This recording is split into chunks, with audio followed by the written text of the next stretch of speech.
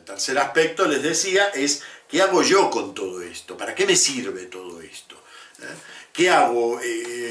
¿Me pongo a nadar en este océano de incertidumbre? ¿Estaré leyendo la Biblia cuando leo la Biblia? ¿Qué estaré leyendo? Bueno, está mal enfocado si creemos que la cosa es así, ¿eh? Está mal enfocado. Es como si dijéramos, bueno, entonces no podemos tampoco leer nada de Platón porque no tenemos los originales de Platón, o no podemos leer nada de la Ilíada de la Odisea porque no tenemos los originales. No, está mal enfocado planteárselo mentalmente así. El texto que tenemos de la Biblia es razonablemente seguro. Razonablemente seguro. Se puede decir que eso nos muestra un poco también la debilidad de lo que es la transmisión cultural humana en general. Ayer ocurrió este horrible episodio del incendio de Notre Dame, ¿no? Y uno se queda y dice, qué débil que es todo en la humanidad. ¿Se acuerdan cuando un ataque terrorista en la Galería degli Uffizi en Italia, ¿no? Y uno dice, y esto que conservamos como lo más importante de la obra humana, de repente, ¡puf!, una cerilla mal encendida, una herramienta que falló,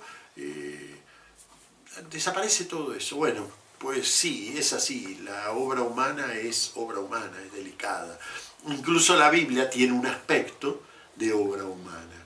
Y eso ya de por sí es significativo, es decir, el hecho de que la palabra misma de Dios haya querido estar sujeta a esos avatares de la obra humana. Pero hay otra cosa más, además de esa meditación, podríamos decir en general, sobre la vanidad de los medios humanos. Hay otro aspecto más que también es importante, ¿no? Y es que yo personalmente creo que una vez que uno sabe de cómo es esto, ya no puede discutir de la Biblia con otros del mismo modo, ¿no? Es decir, yo no puedo ponerme vehemente al estilo fundamentalista, así porque San Pablo dice que... Pero ¿estás tan seguro que lo dice? Y no puede haber un verbo diferente, no puede estar la coma 3 palabras antes. Y sí, la verdad es que puede. Esto quiere decir que nuestras discusiones siempre van a... Es decir, si realmente acopiamos la lección que nos da esto de la realidad material de la Biblia, nos va a dar también un tono mucho más humanístico a nuestra relación con la Biblia. Un tono que implica también un cierto respeto a una obra humana que acompaña la transmisión de la Biblia, ¿no? Entonces, esa imagen de los fundamentalistas, porque esto es la palabra de Dios. Sí, claro que es la palabra de Dios. Obvio que yo también creo que es la palabra de Dios. Pero espera, no podemos tirarnos por la cabeza la palabra de Dios cuando hay tanta palabra humana y obra humana comprometida en ella. A lo mejor la tradición de la que se nutre, no sé, la Iglesia Ortodoxa en su lectura de la Biblia, tiene su valor. Y no es exactamente la misma que la nuestra, ¿no? Pero tiene su valor. Porque además todo ello parte de textos que ninguno tiene. Entonces, digamos que uno se modera un poquitito, ¿no? Cuando descubre que el propio Dios ha querido estar entremezclado en la obra humana. No ha dicho, bueno, ahora les voy a dar mi palabra, porque como las palabras humanas no valen nada, entonces ahora les voy a dar mi palabra, porque sí, pero nos dio su palabra mezclada en palabras humanas, ¿no? Entonces, bueno, todo eso ayuda a moderar el debate, ¿no? Y a moderar también el propio ánimo y aquello en lo que uno puede decir, yo estoy de parte de las intenciones de Dios al revelar. Y las intenciones de Dios al revelar las vamos descubriendo de a poquito. Para eso se estudia. Además, no es que hay, como les dije antes respecto de los manuscritos, esto es lo mismo. No hay un cajón en el Vaticano que el Papa abre y dice, este es el sentido de lo que Dios quiso decir. No, todo eso es lo que a lo largo de la historia, y siempre en diálogo, textos, experiencia, textos, fe vivida. Todo eso va dando lugar a una palabra de la fe que se continúa. Desde hace 2000 años en nuestra fe, pero desde mucho antes, desde 4000 años desde Abraham, ¿no? Por poner una cifra, porque la verdad es que tampoco sabemos cuándo vivió el bueno de Abraham. Pero bueno, 4000 años desde Abraham, ¿no? Entonces, esa fe es un continuo diálogo cultural. Implica un continuo diálogo cultural e incluso un hacer y deshacer de formas culturales muy humanas.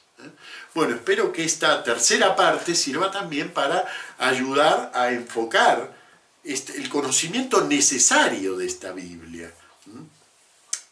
Y un aspecto que también vale la pena destacar, y vaya a terminar, pero hay un aspecto que no quisiera dejar pasar de lado, y que es que usen siempre buenas ediciones de la Biblia. ¿Qué es una buena edición? Una buena edición es una edición que más o menos se mantiene en relación con lo que se está trabajando en los textos bíblicos. Hay gente por internet que anda diciendo, sí, porque tal edición de 1945, esa es la única ortodoxa, esa es la única edición castellana que vale la pena, porque la hizo un cura que era muy ortodoxo. Sí, hay un montón de curas que son muy ortodoxos, pero una edición de 1945, 43 o 42 no conoció los manuscritos de Qumran. Y todo lo que pasó en el texto bíblico a partir del descubrimiento de Qumran. Entonces, sí, puede ser muy piadosa, pero no va a ser una buena traducción, porque le falta mucho para hacer una buena traducción. Mantener vivo ese diálogo con lo que de hecho ocurre en la historia de este texto. A mí, por ejemplo, por una cuestión afectiva, podríamos decir, de gusto, me encanta la segunda edición de Biblia de Jerusalén. Yo la quiero, esta edición. Tenía mi segunda edición toda rota y fui a comprar un usado de la segunda edición de Biblia de Jerusalén. Es un gusto personal, pero porque tengo un montón de otras ediciones con las que cotejar.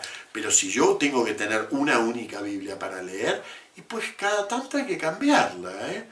Y es que la palabra de Dios cambia, pues la verdad es que sí.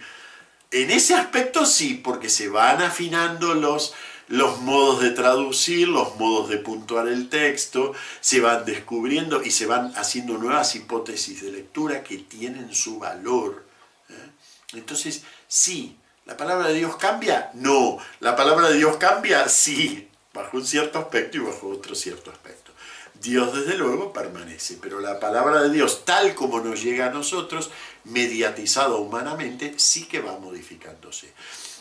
Otro aspecto son las notas. Es importante que las Biblias tengan algunas notas y no solo notas piadosas, también notas técnicas. Hay que acostumbrarse a leer las notas y no dejarlas para los especialistas. Cuando el traductor nos pone texto conjetural, no lo dejemos para el vecino eso. Eso quiere decir que yo ese punto lo voy a leer con cierta relatividad. Porque el texto es conjetural, o sea, se lo está inventando un señor que dice, aquí hago esta hipótesis de lectura. Bueno, muy bien. Con esto creo que podemos dar por terminado nuestro sillón bíblico especial y de aquí salen muchos otros temas que en algún otro sillón especial abordaremos. Me quedo, por ejemplo, con la idea de hacer uno sobre las distintas críticas aplicadas a la Biblia y otro sobre el valor de las traducciones, que es un tema sobre el que la gente suele preguntar mucho. Bueno, muy bien, nos vemos en el próximo sillón bíblico.